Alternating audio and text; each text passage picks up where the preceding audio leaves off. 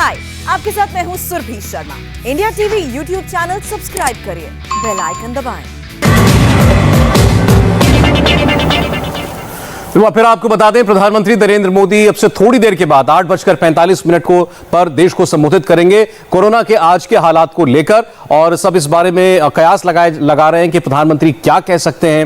Vaccination drive के बारे में बोलेंगे, जो राज्य ऑक्सीजन की कमी या वैक्सीन की कमी, दवा की कमी का जिक्र बार बार कर रहे हैं, क्या उस पर प्रधानमंत्री कुछ कहते हैं। बस थोड़ी देर का इंतजार और बाकी है, 17 मिनट बस बाकी है प्रधानमंत्री के संबोधन में। एक बार फिर सुरभि के पास चलते हैं।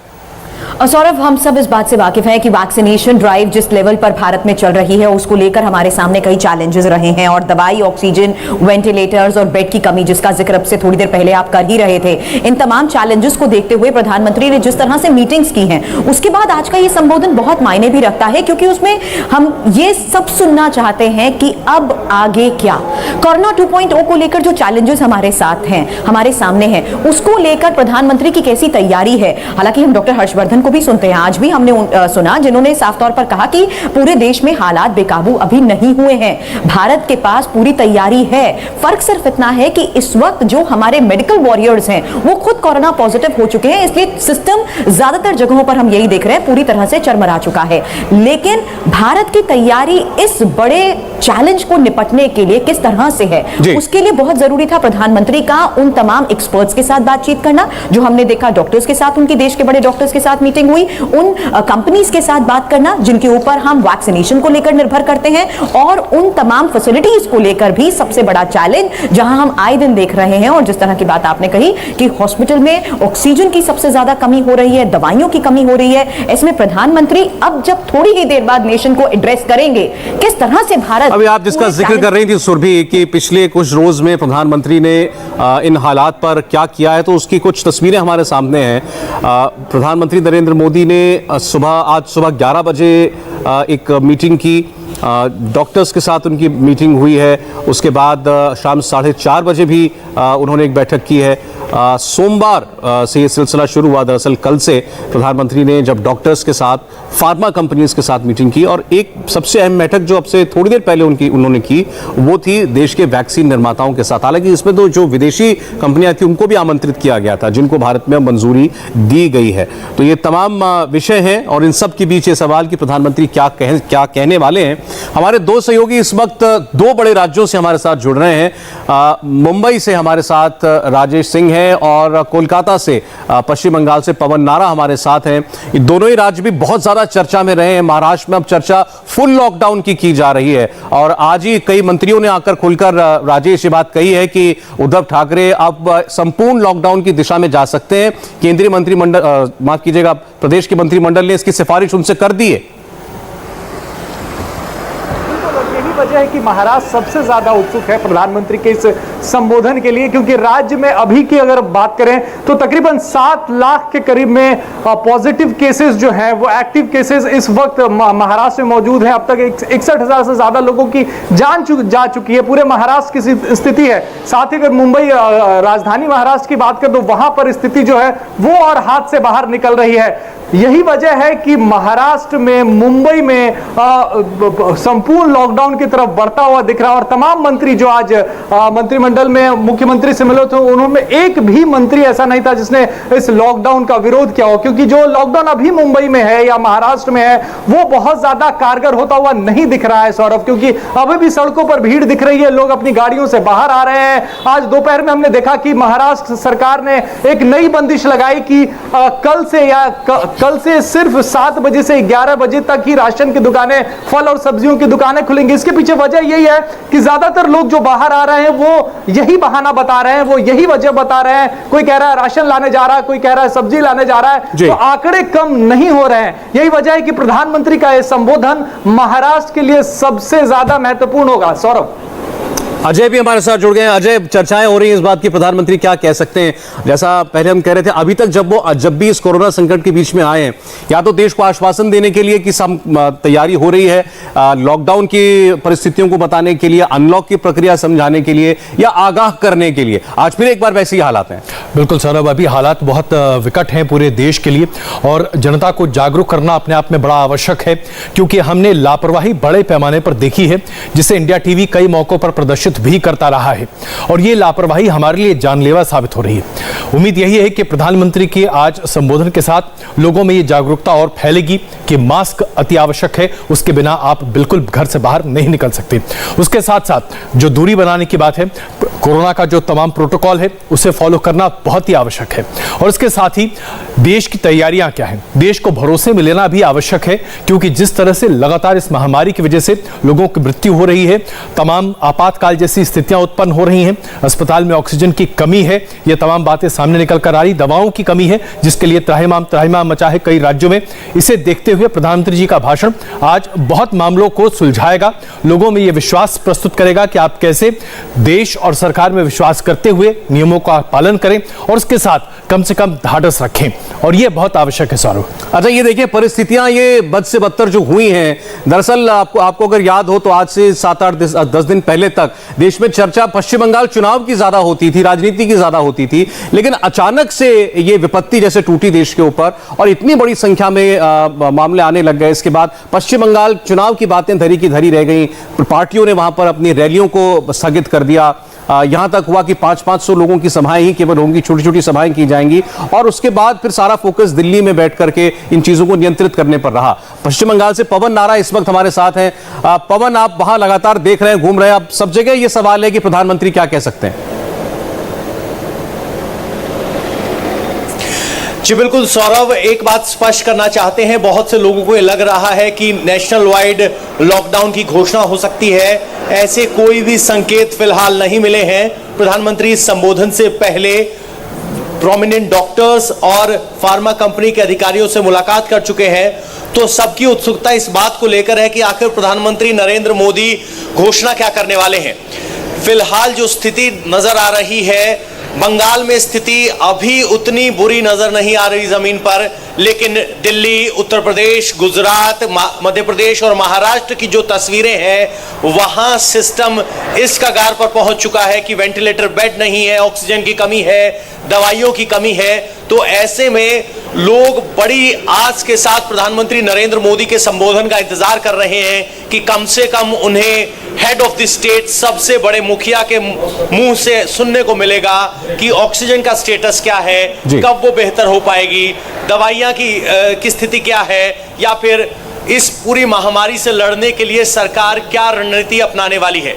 लेकिन जिस तरह का अनुभव अभी तक 2020 और 21 में रहा है, स्पष्ट है कि लोकलाइज्ड लॉकडाउन या मूवमेंट कर्व से ही चेन को ब्रेक किया जा सकता है। नेशनल वाइड लॉकडाउन होगा, इस तरह के संकेत अभी कहीं से नहीं मिले हैं और सभी आला अधिकारी से लेकर सभी इस बात को मना कर रहे हैं। जी बिल्कुल, और इस बारे में बहुत ज्यादा चिंतित किसी को भी नहीं होना चाहिए, क्योंकि इससे पैनिक होने की संभावना बढ़ जाती है। तो जो पवन ने कहा, हम भी आपको लगातार ये कह रहे हैं, अभी तक ऐसे कोई संकेत हमें नहीं मिल रहे हैं कि नेशन वाइड लॉकडाउन की कोई परिस्थिति बनने जा रही है। राज्य अपनी तरफ से कुछ ऐसे फैसले जरूर लेते आए हैं। विजय लक्ष्मी भी हमारे साथ अब जुड़ गई हैं।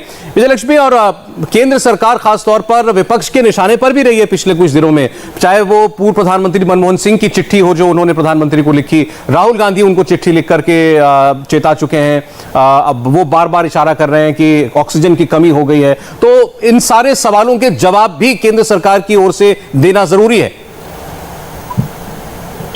बिल्कुल सौरभ, अब निगाहें जो है वो प्रधानमंत्री के संबोधन पर टिकी है कि प्रधानमंत्री नरेंद्र मोदी जब संबोधन करेंगे तो क्या कहेंगे, क्योंकि अभी अगर कोरोना की स्थिति को लेकर के अगर हम देखें तो हालात, चाहे विपक्ष की बात करें तो विपक्ष लगातार सरकार पर हमले कर रहा है कि ऑक्सीजन की कमी है, अस्पतालों में बेड्स नहीं मिल रहे हैं। राहुल गांधी लगातार कह रहे हैं कि अव्यवस्था है और उन्होंने सरकार को चेताया था कि इस तरह के हालात होंगे, लेकिन राहुल गांधी की बात को सरकार ने सीरियसली नहीं लिया। इस तरह के तमाम आरोप विपक्ष के नेताओं की तरफ से लगाए गए और बार बार विपक्षी नेता यही कह रहे हैं कि सरकार जो है वो समय रहते नहीं चेती, इसलिए अब इस तरह के हालात जो है वो आउट ऑफ कंट्रोल हो गए हैं। तो जब प्रधानमंत्री देश को संबोधन करेंगे तो हम उम्मीद करें कि जो तमाम सवाल विपक्ष के द्वारा किए गए सरकार के सामने, उन सवालों के जवाब भी देंगे। और इसके अलावा जो भय की स्थिति है, क्योंकि पैनिक बहुत ज्यादा है देश में, काफी सारे राज्यों की अगर हम बात करें जहां पर केसेस की संख्या बढ़ रही है, वहां पर जब प्रधानमंत्री एड्रेस करेंगे करेंगे तो शायद देशवासियों के मन में एक जो भय का माहौल है उसमें जरूर कमी आए। और बाकी इंफ्रास्ट्रक्चर क्या है, कितने तैयार हम हैं, शायद देश सुनना चाहेगा देश के प्रधानमंत्री से, और प्रधानमंत्री के संबोधन से क्या निकल करके आता है वो जरूर देखने वाली बात रहेगी। लेकिन उम्मीदें तमाम है लोगों को कि उनके जो तमाम सवाल हैं उनके जवाब इस संबोधन में उनको मिलेंगे। जी, और जी बिल्कुल। और अजय, जो सबसे बड़ा फैसला है यूनिवर्सल वैक्सीनेशन का जो केंद्र सरकार ने लिया, हालांकि उस पर भी बहुत सारे सवाल उठाए जा रहे हैं, ये भी एक बड़ा विषय है जो प्रधानमंत्री लोगों तक पहुंचाना चाहेंगे। बिल्कुल, इसमें कोई शक नहीं है, क्योंकि सरकार का ये फैसला अपने आप में काबिल तारीफ है कि 18 साल की उम्र से ज्यादा के लोगों के लिए वैक्सीनेशन अब खुला कर दिया गया है और हर कोई वैक्सीनेशन ले सकता है 18 साल से ऊपर की उम्र का 1 मई के बाद। और ये बहुत बड़ा फैसला इसलिए है क्योंकि अगर आप आबादी के अनुपात के आधार पर देखें तो तकरीबन आप 80% आबादी को वैक्सीनेट करने की बात कर रहे हैं। 90 करोड़ से ज्यादा लोग अभी तक, अगर हम फौरी तौर पर देखें तो तकरीबन 6 करोड़ लोगों के वैक्सीनेट करने की बात कही गई है, जिसमें से डबल डोज वैक्सीनेशन तकरीबन 2 करोड़ है और इसे बहुत तेजी से आगे बढ़ाने की बात कही जा रही है। और इसी को देखते हुए सरकार ने उन कंपनियों से भी बात की है जो वैक्सीन का निर्माण कर रही हैं और ये कंपनियां ज्यादा से ज्यादा प्रोडक्शन कर सकें। इनके प्रोडक्शन लाइन के इजाफे के लिए 4500 करोड़ का पैकेज भी, क्रेडिट लाइन भी सरकार ने इन कंपनियों को दिया है। विदेशी तमाम वैक्सीन को भी अब बिना किसी भारत में क्लिनिकल ट्रायल के सीधे अपने वैक्सीन लॉन्च करने की अनुमति दी गई है। तो ये तमाम बड़े फैसले सरकार ने लिए हैं, लेकिन जब तक इन फैसलों को अमली जामा पहना पाएं तब तक के लिए देश को भरोसे में लेना आवश्यक है और प्रधानमंत्री का यह संबोधन अपने आप में इसके लिए एक बड़ी कदम। सौरभ, यही बात कहना चाह रही थी कि देश को भरोसे में लेना, क्योंकि आप और हम ये देख चुके हैं कि किस तरह से लोगों ने सवाल वैक्सीनेशन ड्राइव के दौरान भी उठाए कि वैक्सीन लेने के बावजूद उनमें सिम्टम्स आ रहे हैं, वैक्सीन लेने के बावजूद ज्यादातर ऐसे केसेस आ रहे हैं और कुछ जगह तो सिचुएशंस ऐसी हैं कि वैक्सीन की इतनी ज्यादा कमी हो गई है कि लोग दूसरी डोज भी नहीं ले पा रहे हैं। इसलिए प्रधानमंत्री का ये संबोधन आज के मायने में बहुत बहुत ज्यादा इंपॉर्टेंट है, क्योंकि जब अगर बात प्रधानमंत्री की तरफ से कही जाती है तो उसमें एक विश्वास होता है कि क्या भारत की तरफ से, जो केंद्र सरकार की तरफ से तमाम प्रयास हैं, उसका लोगों के ऊपर कितना ज्यादा पॉजिटिव इंपैक्ट होगा। ये मैसेज क्या आज के संबोधन में होता है, इस पर भी सबकी नजर है, क्योंकि वो भरोसा कायम करना कि भारत में जितनी भी मेडिकल फैसिलिटीज हैं उसको लेकर जो डॉक्टर्स की टीम्स लगातार दिन रात जुटी हुई है, उनके वो प्रयास लोगों को फायदा पहुंचाएंगे, ना ही किसी तरह का कोई नुकसान। सॉरी जी बिल्कुल। और जैसे प्रधानमंत्री ने ऐलान किया है कि उनके ऑफिस की तरफ से ऐलान हुआ कि वो 8:45 पर देश को संबोधित करेंगे, इस पर बहुत सारी प्रतिक्रियाएं आ रही हैं और विपक्ष भी के नेता भी इस पर काफी कुछ कह रहे हैं। राहुल गांधी लगातार ट्वीट करते आए हैं केंद्र सरकार के बारे में और उन्होंने अभी अब से थोड़ी देर पहले ट्वीट किया, मैं वो आपको पढ़कर सुनाना चाह रहा हूं। 19 मिनट पहले उनका एक ट्वीट है, India is gasping for oxygen, thanks for government of India's incompetency and complacency. तो राहुल गांधी लगातार केंद्र सरकार को कटघरे में खड़ा कर रहे हैं और इस बार उन्होंने ऑक्सीजन को लेकर ये कहा है कि ये सरकार की दूरंदेशी नहीं दिखी इस पूरे मामले में, जो इतनी कमी दिखाई दे रही है ऑक्सीजन की देश भर में। अजय, देखिए, बहुत बड़ा मसला है और इसे हम सिर्फ इस नजरिए से नहीं देख सकते कि कमी कितनी है, हमें यह भी समझना पड़ेगा कि यह कमी की वजह क्या है। इसमें कोई दो राय नहीं है कि मार्च के पहले हफ्ते में हमारे तरफ से, यानी कि पूरे भारतवासियों की तरफ से सावधानी बरतने में कमी रही है।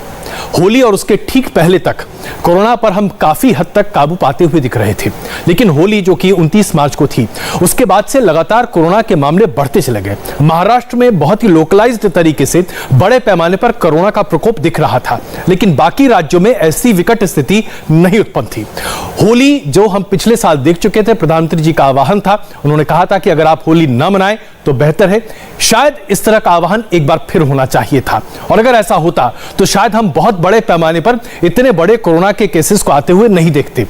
खैर, अब बीती बातें तो बीती हो गई, लेकिन अभी जो स्थिति है वो ये कि बड़े पैमाने पर एक नया स्ट्रेन है जो लगातार लोगों को इन्फेक्ट कर रहा है और इसमें लोगों की मुश्किलें बढ़ रही हैं। सरकार की तैयारी पूरी है, लेकिन इन्फेक्शन रेट इतना ज्यादा है कि सरकार उससे जूझ रही है और यही वजह है कि अचानक आप रातों रात पूरा मेडिकल इंफ्रास्ट्रक्चर बढ़ा नहीं सकते, उसे दुगना तिगुना चार गुना नहीं कर सकते। इन्फेक्शन रेट बहुत ज्यादा है, सरकार अपनी तरफ से पूरी कोशिश कर रही है, लेकिन कमी है और शायद यही वजह है कि विपक्ष अब इसे एक मौका बनाकर जिस पर सरकार पर प्रहार कर रहा है।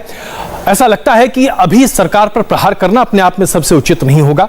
कोशिश यह होनी चाहिए कि कैसे देश के सभी धड़े एक साथ मिलकर इस बड़ी समस्या से जूझें।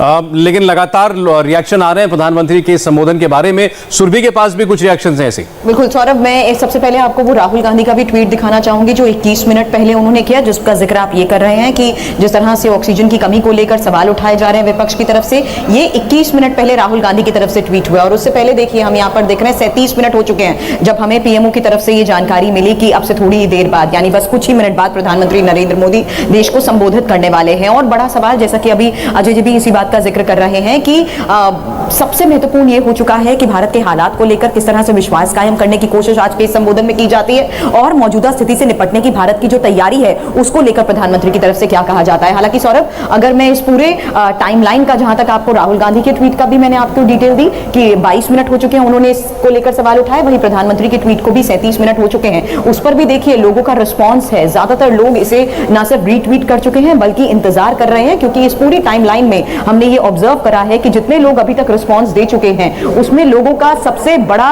रिस्पॉन्स इसी बात को लेकर है कि आपके संबोधन का पूरे देश को इंतजार है और हमें उम्मीद है कि भारत जिस तरीके से अभी तक कोरोना की लड़ाई को लड़ता आया है, केवल 1.5 मिनट बाकी है। जो सवाल आप बता रही हैं कि लोग जानना चाहते हैं उसका जवाब हमारे सामने होगा सिर्फ 1.5 मिनट के बाद। प्रधानमंत्री नरेंद्र मोदी लाइव होंगे आपके सामने इंडिया टीवी पर, देश को संबोधित करेंगे। बहुत सारे विषय हैं, क्या लॉकडाउन के बारे में वो कुछ अहम घोषणा कर सकते हैं, वैक्सीन के बारे में कुछ बता सकते हैं, जो राज्य ऑक्सीजन की कमी की बात कर रहे हैं उनके लिए क्या वो कुछ कहेंगे, जो राज्य अपने दम पर अपने स्टेट्स में लॉकडाउन की घोषणा कर चुके हैं या उस बारे में विचार कर रहे हैं उस बारे में क्या वो कुछ बता सकते हैं। और अजय, एक बड़ा विषय, ये राज्य जो लॉकडाउन लगा रहे हैं इसका इंटर स्टेट मोबिलिटी पर, पब्लिक ट्रांसपोर्ट पर क्या असर पड़ेगा, ये भी एक बड़ा विषय है। बिल्कुल, ये बहुत बड़ा विषय है और शायद प्रधानमंत्री इस पर जरूर रोशनी डालेंगे, क्योंकि अगर हमने जैसे देखा था जब लॉकडाउन हमारे देश में लगा था और थर्ड फेज के लॉकडाउन के बाद देश में फेज्ड तरीके से अनलॉक की प्रक्रिया शुरू हुई थी, जिसमें यह तय किया गया था कि किस तरह से किस राज्य के दरवाजे खोले जाएंगे। आज जरूरत यह है कि ठीक उसी तरीके से ट्रांसपोर्ट लाइंस खुली रहनी चाहिए ताकि जरूरी सामान लोगों तक पहुंच सके, वरना अत्यंत बड़ी समस्या खड़ी हो जाएगी। और जैसा कि आप देख रहे हैं, बस अब कुछ ही मिनटों का इंतजार है। हाय, आई एम सुरभि शर्मा। खबरों से अपडेट रहने के लिए India TV YouTube channel subscribe करिए, साथ में बेल आइकन जरूर दबाएं। जुड़े रहें इंडिया टीवी के साथ।